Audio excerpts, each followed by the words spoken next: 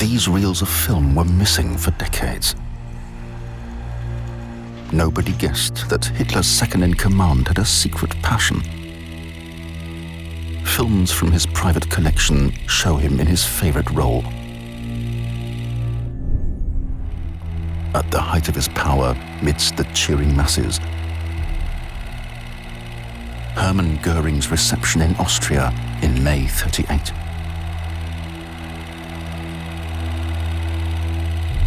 For a long time, he was Hitler's closest confidant.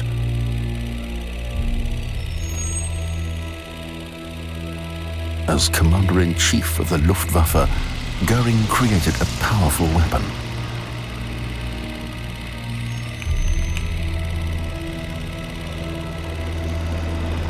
Hitler and Göring, their careers were closely entwined. How far do they follow a common path? What do these films reveal about the most flamboyant character in National Socialism?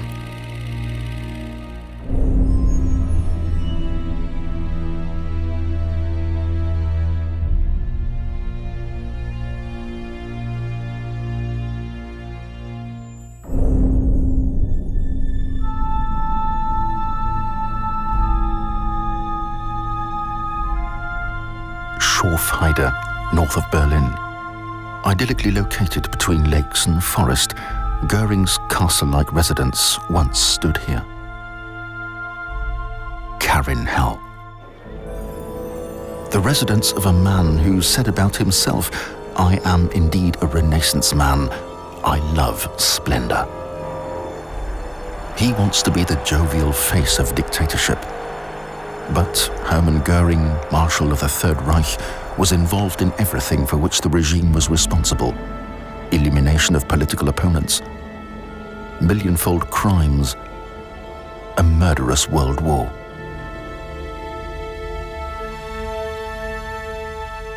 Karin Hell, named after his first wife, is the symbol of a brilliant career. The once modest hunter's lodge becomes a grand estate, which the proud lord of the manor filmed with his own camera. During the war, as the defeats increased and German cities fell beneath a hail of bombs, it was to hear that he more and more frequently withdrew to a private world far from reality. He watches films like this in his home cinema.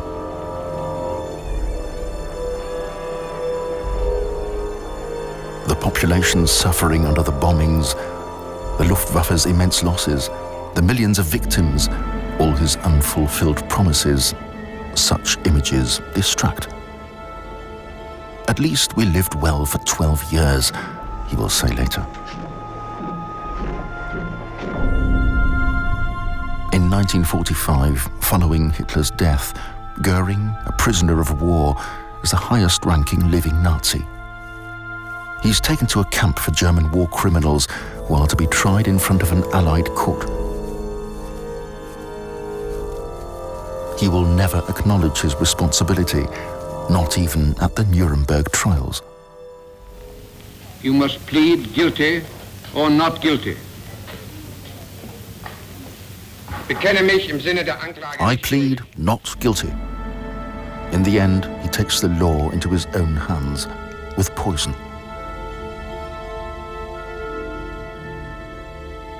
It was the unexpected last move in an astonishing career.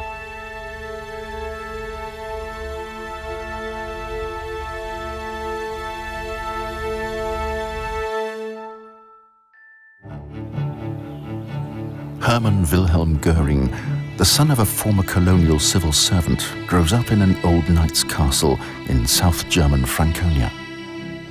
It belongs to his Jewish godfather, with whom his mother has an affair. Göring is considered a difficult child, and his mother prophesies that he will become either an influential man or a big-time criminal.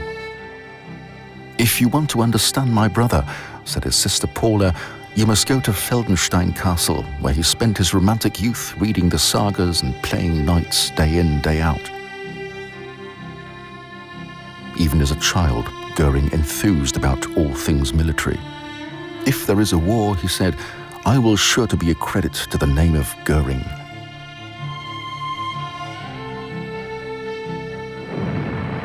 During World War I, he had his first battle experience as a young soldier in Alsace. He's injured and makes new plans in a military hospital. Second Lieutenant Göring is aiming high. He wants to be a military pilot and a war hero. He can report the shooting down of 22 planes. From the Kaiser himself, he receives the highest Prussian award, pour le mérite.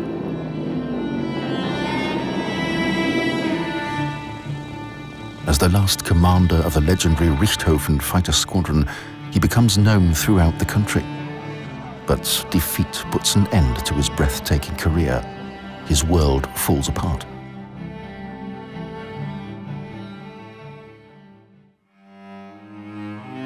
After the war, Germany is no longer permitted an air force. But Göring wants to continue flying and goes to Sweden to become an air taxi pilot. One day, the explorer Count Erich von Rosen brings Göring to his castle in Rockelstad. This visit changes his life.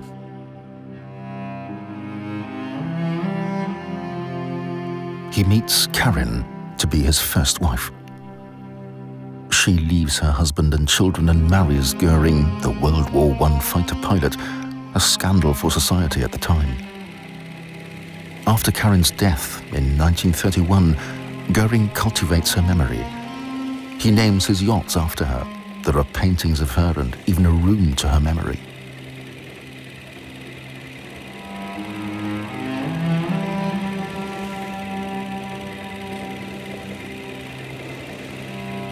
Göring has a penchant for Nordic mythology. He named his retreat in Schorfheide Karin Hall. It sounds like Valhalla, the afterworld for slain warriors who fought courageously in battle. Later, Göring will have his wife's remains removed from Sweden to Karin Hall. Shortly after their wedding, in 1922, they moved to Munich, where the National Socialist German Workers' Party is just making a name for itself. Face to face with Hitler for the first time, Göring, as he himself says, is completely captivated. Hitler makes Göring commander of the party's own military troops, the SA, saying a war hero with a pour le mérite, excellent propaganda. In a putsch in Munich in November 1923, Hitler attempts to seize power. But the Bavarian police open fire on Hitler's followers in front of the Feldherren Hall. Göring is seriously wounded. Doctors give him morphine to relieve the pain. Thus begins a lifelong drug addiction. In 1924, Hermann and Karin Göring travel to Venice. At the behest of Hitler, who's in prison, Göring is to ask Mussolini, Italy's fascist leader, for money. Göring is on a wanted list. He needs several injections of morphine daily. He's a man with no perspectives. For a whole year, the Görings try to arrange a meeting with Mussolini. But he has no interest in meeting the messenger of a leader whose party is rock bottom in Germany. Göring's mission is a failure. He returns to Sweden to Karin's family, a political failure marked by drug addiction. He's reached his lowest point.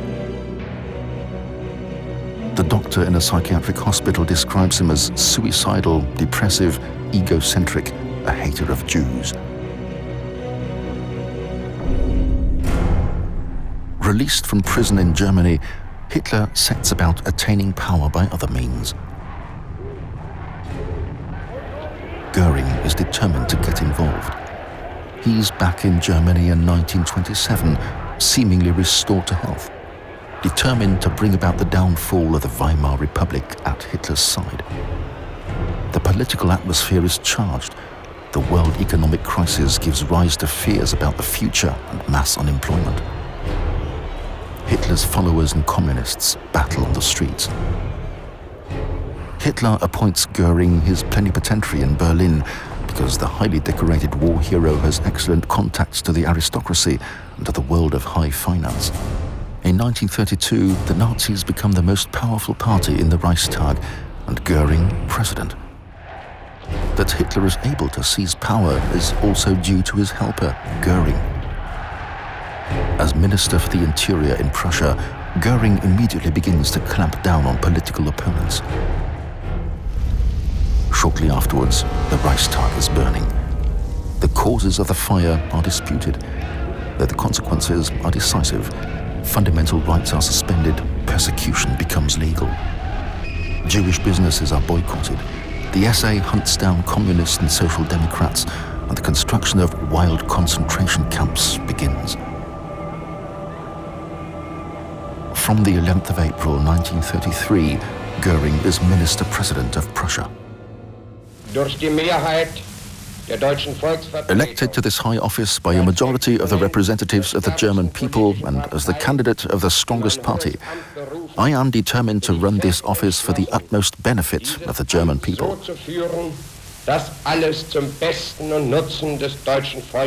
Above all, I am determined to restore this parliament to its former state of dignity, as conceived by our former great statesman Bismarck.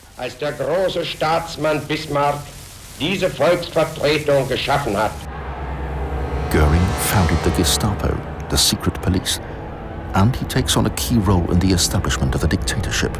He will not tolerate any competition. The SA begins to make demands for power. Together with SS commander Himmler, Göring plans an intrigue against the leadership of the party troops. These pictures were taken on May the 23rd, 1934 at Golzheimer Heide near Düsseldorf.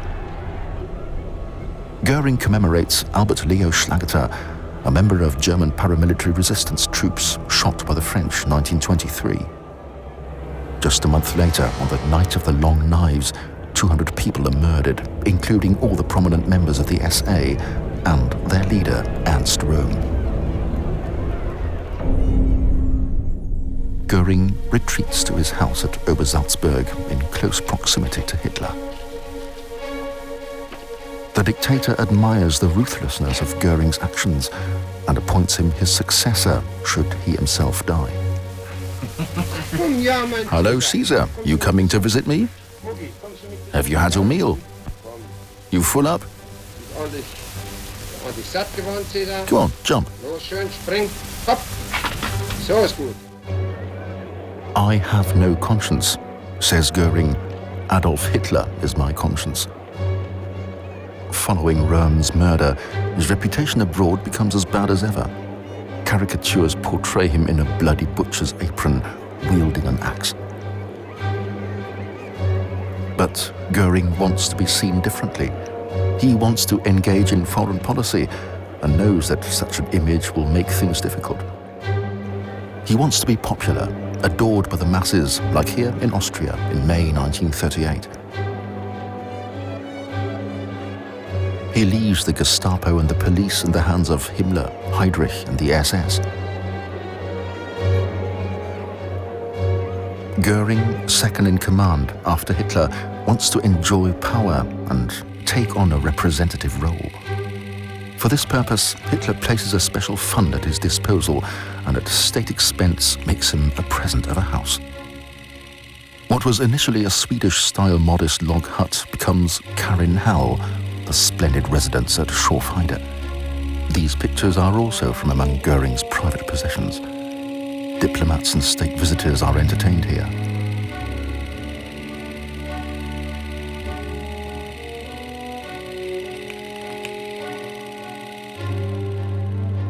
His drug addiction still affects him badly. His fondness for dressing up and self-aggrandizement seems really grotesque. But inwardly, Göring remains true to himself.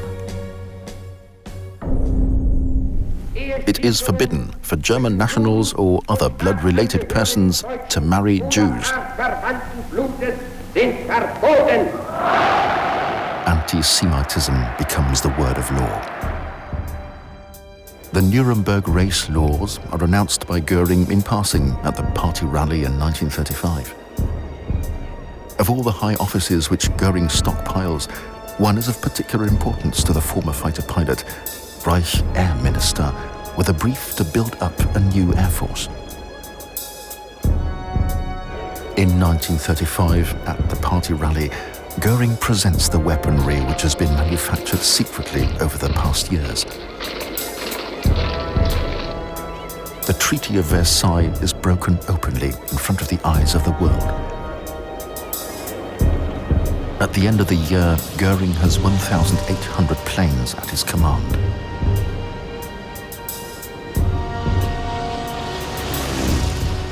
The new Air Force is to play a decisive role in Hitler's strategy. In 1936, it comes to a baptism of fire in the Spanish Civil War. Göring presenting medals to soldiers of the Legion Condor. One soldier films the proceedings. The bombing of the Spanish town of Guernica demonstrates to a shocked world what the Air Force is capable of. It's Göring who paves the way for that in the new Air Ministry in the center of Berlin. The man who wields power here also plays a pivotal role in the economy. In 1936, Göring becomes commissioner of the 4-year plan, and with that, dictator of the economy and armaments. It's Hitler's will for the economy to be ready for war in 4 years' time. So far, this is his most important task. This new office shows how very much Hitler trusts his second-in-command, because war is given highest priority. Imports, raw materials, currency. Göring has control of almost everything and already has his eye on the next goal. Hitler demands the annexation of Austria, and Göring seizes the opportunity, uses threats to put pressure on the Austrian government until Chancellor Schuschnigg steps down, making the way free for Hitler.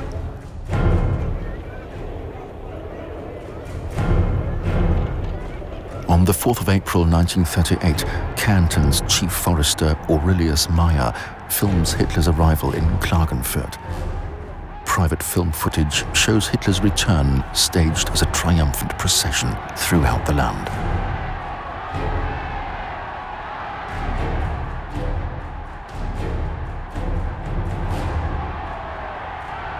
The annexation of Austria is the height of the alliance between Hitler and Göring. If the dictator expresses doubts, Göring sweeps them aside and acts. They complement each other. In times of crisis, says Hitler, Göring shows cold blood. On the 15th of May 1938, Göring travels to the scenes of his youth. As an old-school nationalist, seizing Austria is the fulfillment of his dreams of a greater Germany.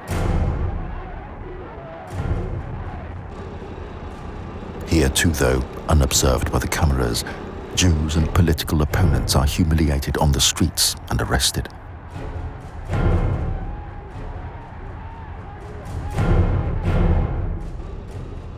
Göring travels to Mountaindorf in the area of Salzburg, to one of the castles he knew as a child, and there celebrates meeting his sisters Olga and Paula again. Both are married to Austrian lawyers.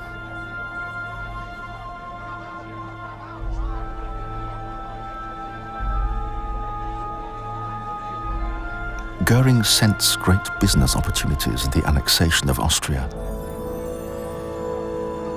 Hermann Göring's Reichswerke, one of the largest industrial complexes in Europe, is striving to expand southeast. And now Austria, the gateway to the Balkans, is under German control. Göring is pleased. While he is indulging in memories of childhood, Hitler is preparing the next step towards war. He is planning to crush Czechoslovakia, and Göring is to organize the economic mobilization. But he wants to prevent a great war because he doubts it would be successful. Göring knows the necessary economic and military conditions are lacking, but he does not dare to say this openly.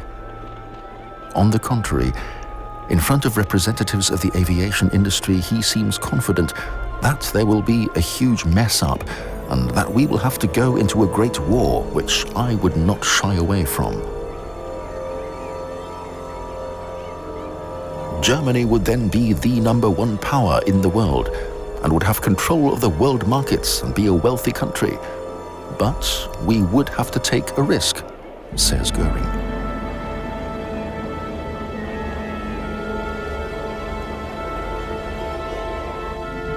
He avoids open conflict, does as Hitler wants, and behind the scenes practices peace diplomacy. In Karin-Hall, he receives diplomats from Hungary, Poland and Great Britain.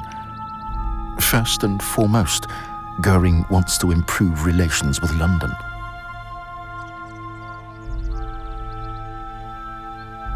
He sees Germany as a great imperial power, but he does not want a world war.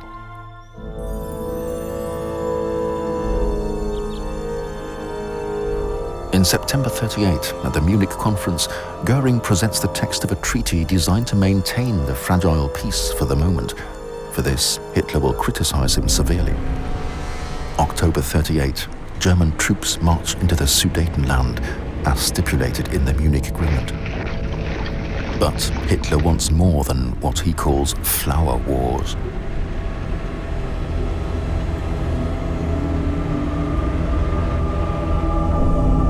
November 1938, the christening of Göring's daughter Edda in Karin-Hall. At his side, his new wife, Emmy Sonnemann. The relationship between Hitler and Göring is disturbed. For the first time, the dictator talks of him as a coward. March 1939. While Hitler is marching into Czechoslovakia, Göring is holidaying in Italy. All of a sudden, he's lost influence. Hitler has now other advisors. Joachim von Ribbentrop for foreign affairs. Göring senses that war is inevitable, though he does not dare to contradict openly. Each time I stand in front of the Führer, he says, my heart sinks to my boots. These pictures from Göring's private archive were taken at an air show on the island of Usedom. Ernst Udet, responsible for strengthening the air forces out of his depth. He is to commit suicide in November 1941. New types of planes are presented. Göring assures Hitler that the Luftwaffe is ready for war. In control of the economy and armaments, no one can judge better than Göring whether the Reich is really capable of waging a great war. But he suppresses reality and allows himself to be impressed by 4,000 of the most up-to-date planes and numerous vamped-up fighter squadrons. By summer of 1939, there are 400,000 on duty for the Luftwaffe. The 4 airborne fleets seem to be perfectly equipped for an extensive war. The blunt sword has been sharpened over the past 4 years, even though, in comparison to the air forces of other countries, there is a lack of bombs and fuel. Commander-in-Chief Göring still tries to prevent the threatening war.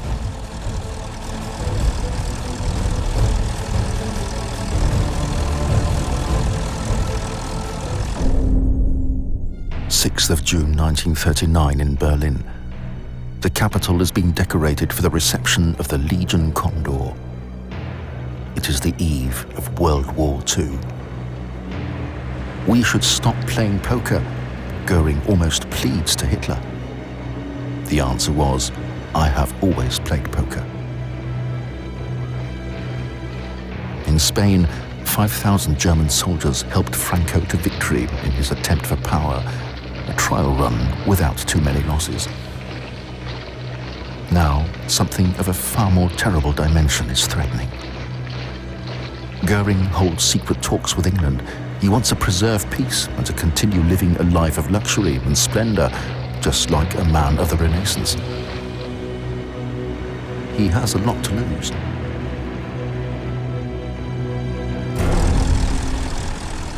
The attack against Poland begins on the 1st of September 1939. Göring's Luftwaffe gains control of the skies almost effortlessly. The Poles don't stand a chance. Dive bombers with ear-splitting sirens clear the path for the attack of ground forces. Göring is devoted to Hitler as he owes him everything. Private films show him at the opening of the Winter Relief in October '39. His half-hearted attempts to influence Hitler come to nothing. Göring remains obedient. It is he who orders the dispossession of all Polish Jews. The German occupiers set up ghettos, like this one here in Litzmannstadt, today's Łódź, where Jews live in appalling conditions. Soon, the ghettos are mere intermediary stops before deportation to the extermination camps. Göring is also involved in this war. In November '38, when the synagogues are burning, it is Göring who decides that the Jewish population in Germany are to pay 1 billion Reichsmarks as atonement, as he says. Jews are to be dispossessed and forced into exile. Göring, however, takes great care to ensure that his name is not associated with the crimes.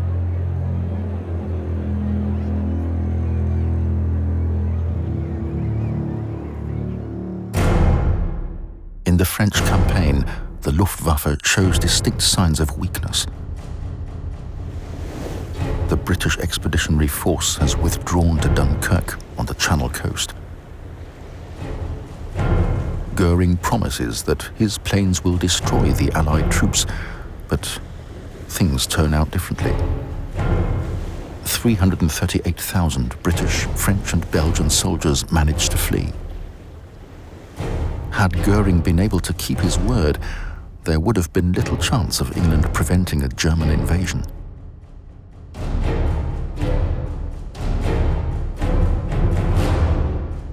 Two weeks previously, Rotterdam had been severely hit by the Luftwaffe. While negotiations for Holland's surrender were taking place, Göring's planes razed the defenseless city to the ground. The news of the negotiations had reached the German command too late. The campaign on the Western Front had ended unexpectedly quickly. Hitler awards the victorious Supreme Commanders the Marshal's Baton. Göring alone does a little better. A title is created specially for him, Marshal of the Reich. He is the highest-ranking officer in the German army, and has a residence, Carinhall, that is becoming more and more splendid. A mansion full of art treasures from all over the world. Göring collects old masters, tapestries, sculptures, and there's no holding him back when he is dead set on an object.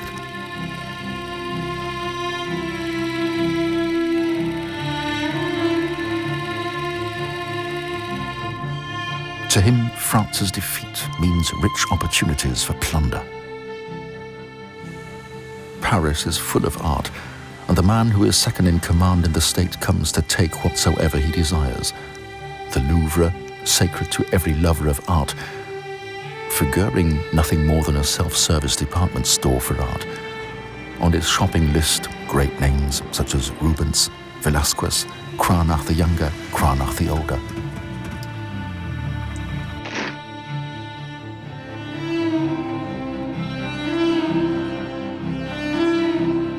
That many of the paintings had been in Jewish possession only shortly before is of no consequence.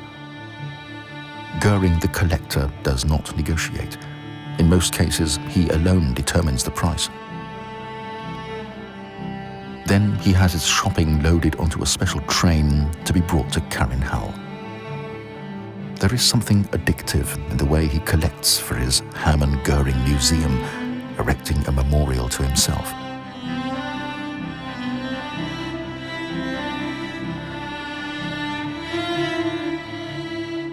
experts search everywhere in the occupied countries for art treasures for Göring's collection.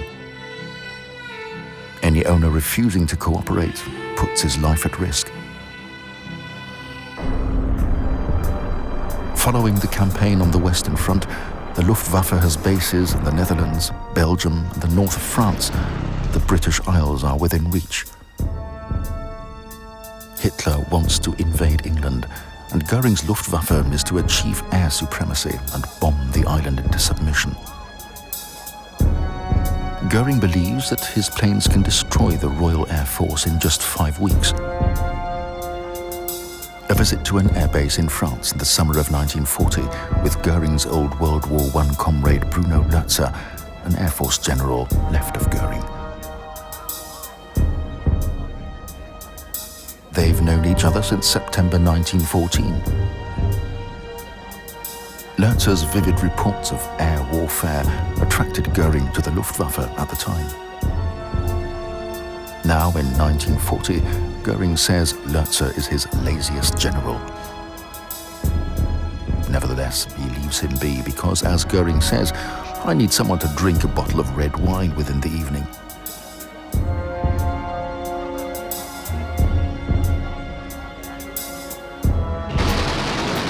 The Battle of Britain will be his first serious defeat. The Royal Air Force is equal to the Luftwaffe. British Spitfires inflict serious losses. At the end of September 1940, plans to invade are set aside indefinitely.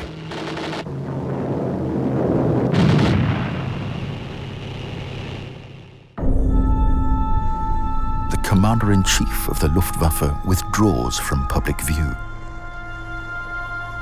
From October 1940 until January 1941, Göring is on holiday on the lakes at Carinhal. Even at the height of the battle for the air, he doesn't forego going to East Prussia to hunt, because in the meantime he's become Imperial Master of the Hunt, Reichsjägermeister. The mistakes in the building up and planning of the Luftwaffe are glaringly obvious, but Göring blames others. He is in the middle of a war which he did not want, but which he is, however, waging, with all the consequences.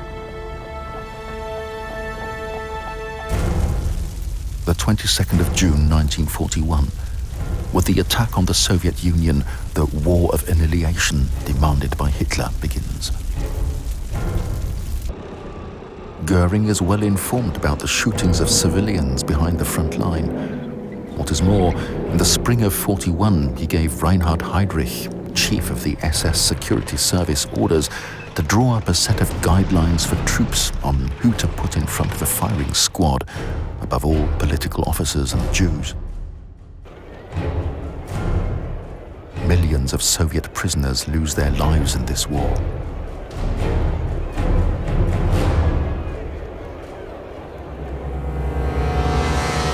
In the capital, Berlin, Göring, as Hitler's second-in-command, has almost unlimited power. In July 41, victory over the Soviet Union seems to be within reach. Reinhard Heydrich, whose special troops on the Eastern Front shoot thousands every day, as Göring give him sweeping powers.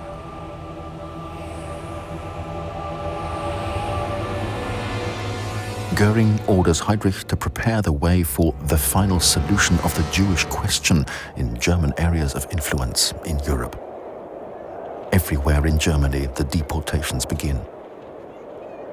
These private film recordings show the last 293 Jews from Dresden being loaded onto a train at the beginning of March 1942. The destination is the ramp at the extermination camp in Auschwitz-Birkenau. Only 10 are believed to have survived.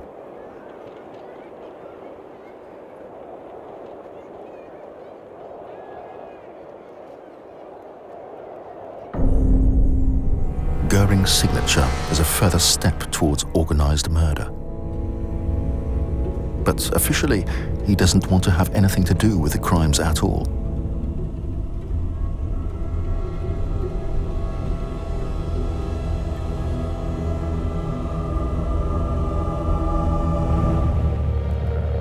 The Luftwaffe is not prepared for this war. Its defense system is chaotic. Even engineers like Willy Messerschmitt cannot solve the central problem. There are not enough planes and too little powerful engines. Besides soldiers, these gliders also transport light military equipment, and they played an important role in the battle for Crete. Other new technological developments come too late or are of no use. Ernst Udet is responsible for the defense disaster. He breaks down under the weight of responsibility and takes his own life. Preliminary decisions are made on the Eastern Front. The attack on Moscow fails. A whole army falls in Stalingrad. Göring had promised a daily delivery of 500 tons of supplies by air. Only a fraction of that reached the encircled troops. His standing with Hitler sinks to its lowest point. Night after night, British bombers carry out devastating attacks on German cities. He'd eat his hat if an enemy plane ever reached the Reich, says Göring. His Luftwaffe is powerless. The anti-aircraft units can only obstruct the stream of bombers, not stop them. Göring is also responsible for air raid defense. The Reich Air Defences Association, with its millions of members, comes under his command. Private film recordings from March 1943. Air raid defense police units carrying out an emergency drill in central Berlin. The greatest worry is about gas attacks. Youths and adults wear the so-called people's gas mask. People think they are well equipped for the coming attacks. Nobody has any idea of the devastating power of high explosives and fire bombs. Like in Hamburg, July 43. A firestorm in the streets, destroying large parts of the Hanseatic city. Temperatures reach up to 1,000 degrees. Over 40,000 people die.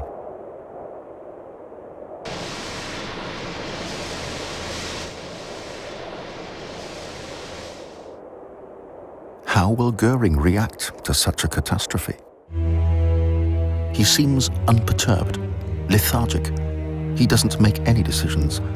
At the most, he distributes medals. His Luftwaffe cannot stop the Allied attacks.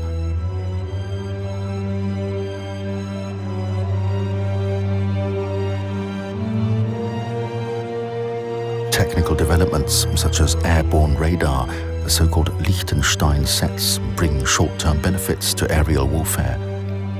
But the British find means to ward off the attacks, blinding the radar with strips of aluminium foil. This was a crucial factor in the attack on Hamburg.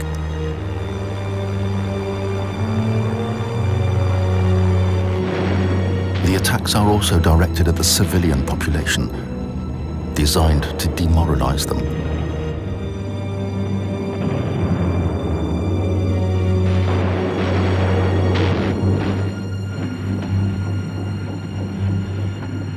Germany under bomb attack. Uncensored pictures never shown in newsreels of the time.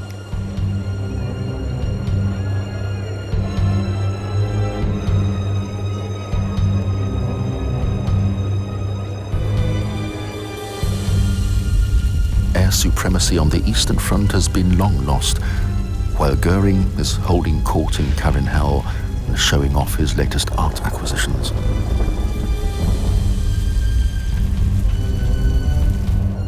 The commander-in-chief does not want to see such pictures. He is alienated from his troops.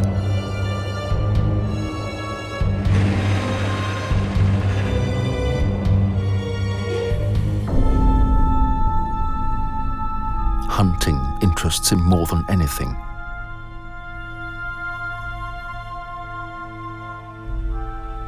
and with his camera, he records what seems to him more important than the high losses of his pilots or the falling cities. Stags on his private hunting grounds.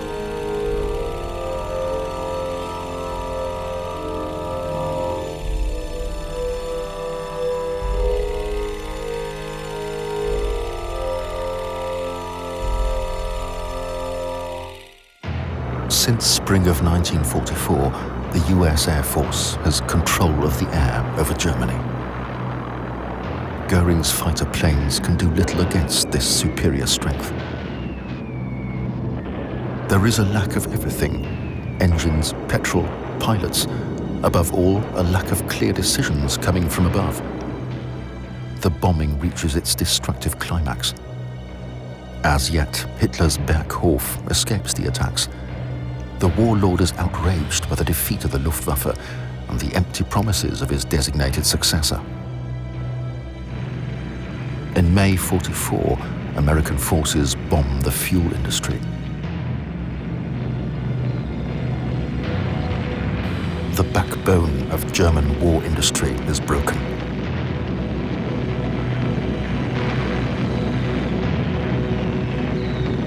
Transport routes are systematically destroyed.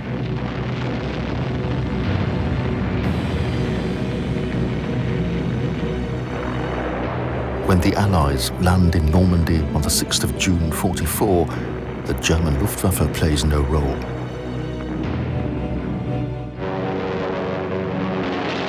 It has been defeated. The extent of the losses is catastrophic. In November 1944 alone, 404 fighter planes are lost and 244 pilots killed.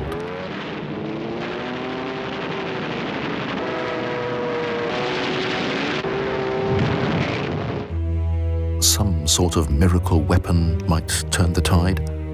The greatest and only hope of regaining air supremacy lies in the jet fighter Me-262.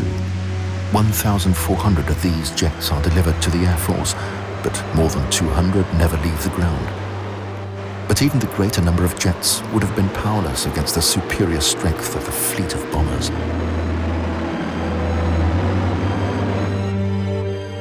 Adolf Galland, Luftwaffe general, is known for calling a spade a spade. Again and again, he calls attention to the hopeless material inferiority of their weapons. But Göring does not suffer any criticism. Galland falls out of favor. He will be made the scapegoat, responsible for the collapse of the Luftwaffe. At the end of January 1945, he is replaced as Luftwaffe general. The battle for air supremacy over Germany is over. German pilots, ever younger and badly trained, are sent on suicide missions.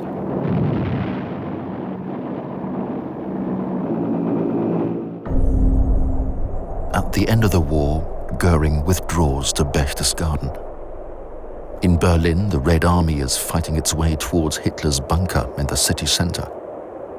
In a radio message, Göring announces that he will take over the government if Hitler does not make contact.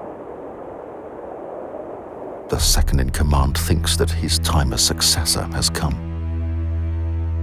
In Berlin, however, Hitler senses betrayal and orders the SS to arrest Göring in his house.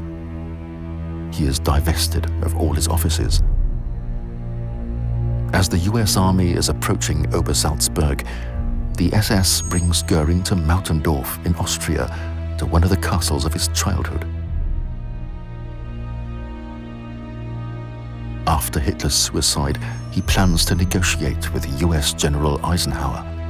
He still believes that he cannot be bypassed. On the 7th of May 1945, Hermann Göring voluntarily becomes an American prisoner, mistakenly believing that the victors will negotiate with him as a German emissary. The surprised GIs seize the weapons, medals, and the emerald ring of the former Marshal of the Reich. His wife Emmy and Edda, his daughter, are taken prisoner by American soldiers.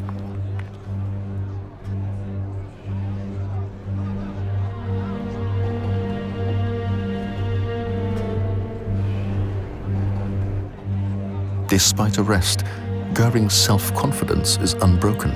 He holds a press conference. Will he admit his guilt?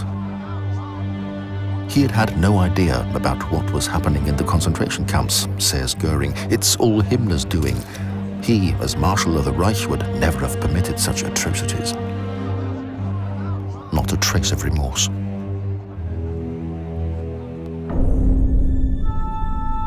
Anybody of any standing in Göring's Luftwaffe is now prisoner of war. Adolf Galland, talking shop with American pilots. Field Marshal Kesselring, till recently Commander-in-Chief on the Western Front. Hans-Ulrich Rudel, no German pilot flew as many sorties as he did, 2,350. Hermann Göring seems to be indeed surprised to find himself on the list of war criminals. An American journalist reporting from Göring's press conference. The big man felt rather uncomfortable. He was sweating as he asked the translator to point out that because of some row, he, the Marshal of the Reich, had not been on speaking terms with the Führer for a long time. Completely incommunicado, he emphasized, waving his finger. Please emphasize this, it's important, he said.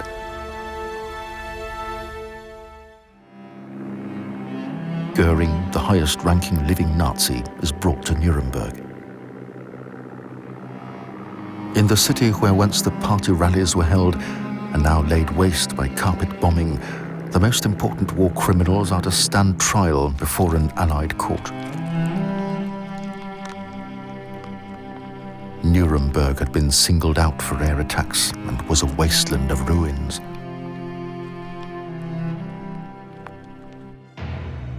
But the one building that has escaped is the court, the scene of the Nuremberg trials of the major war criminals. The prisoners are held in these cells. The man whom the Allies call Nazi number 1 is also watched day and night.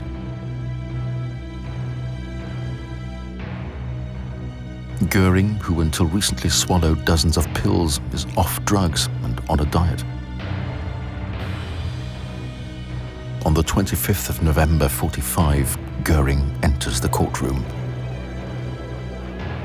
For the first time in history, politicians and military personnel are held accountable for their crimes before a court. The wrongs which we seek to condemn and punish have been so calculated, so malignant and so devastating that civilization cannot tolerate their being ignored because it cannot survive their being repeated. Göring expects the death penalty. He is completely without remorse. The once most powerful man next to Hitler claims to have known nothing about the millionfold crimes. I have never expressed agreement with the idea that one race can be said to be the master race over all the others. On the contrary, I have always stressed the differences in the races.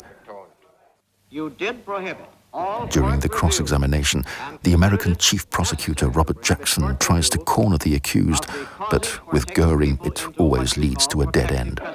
That is right, isn't it? I have already answered that quite clearly, but these explanations belong to what has already been said.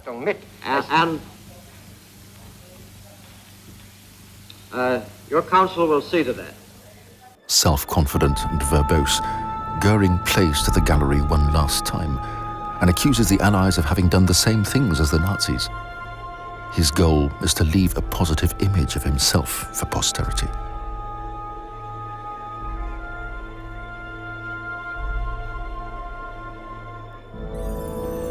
But the weight of evidence is enormous. The Soviet prosecutors show a film that destroys any illusions. Auschwitz.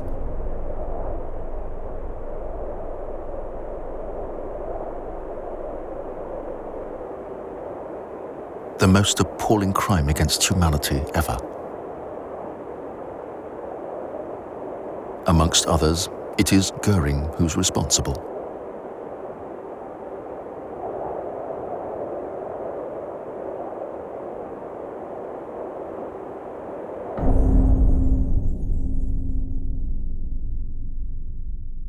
He is found guilty of all indictments and sentenced to death.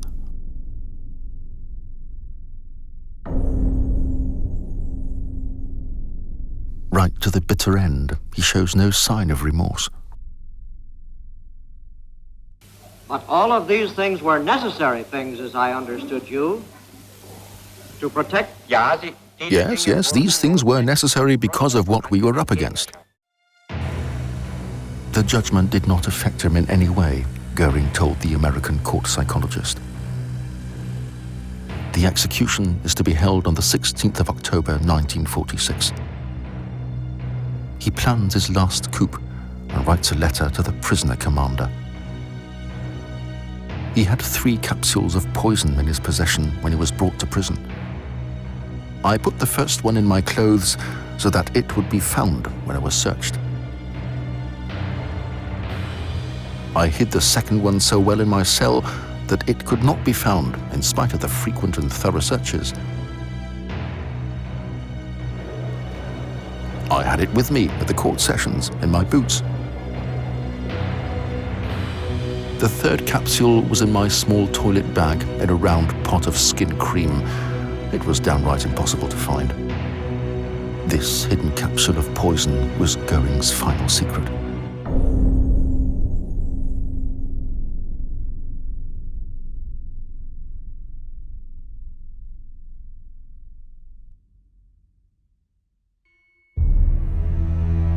Another secret is uncovered in Berchtesgaden shortly after the end of the war. American troops reached the ruins of Hitler's Berghof and Göring's country house in the immediate vicinity.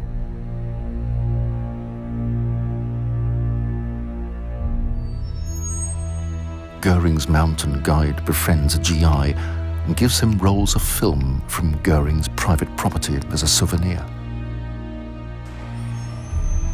For decades, they gathered dust in a cellar in the US until they were found again and carefully restored.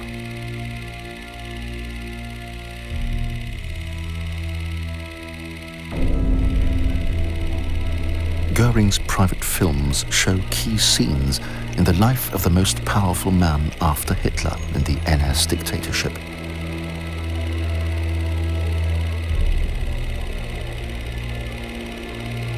Hitler's closest confidant. The jovial face of the regime.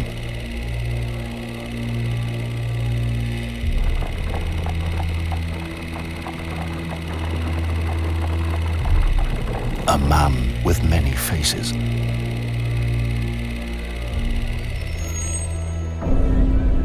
Karin-Hall, his castle-like residence near Berlin, was blown up during the last days of the war. Prior to that, the art treasures were brought to safety and then later confiscated by the US Army. Rubble clearance troops in an attempt at erasing history, but traces always remain.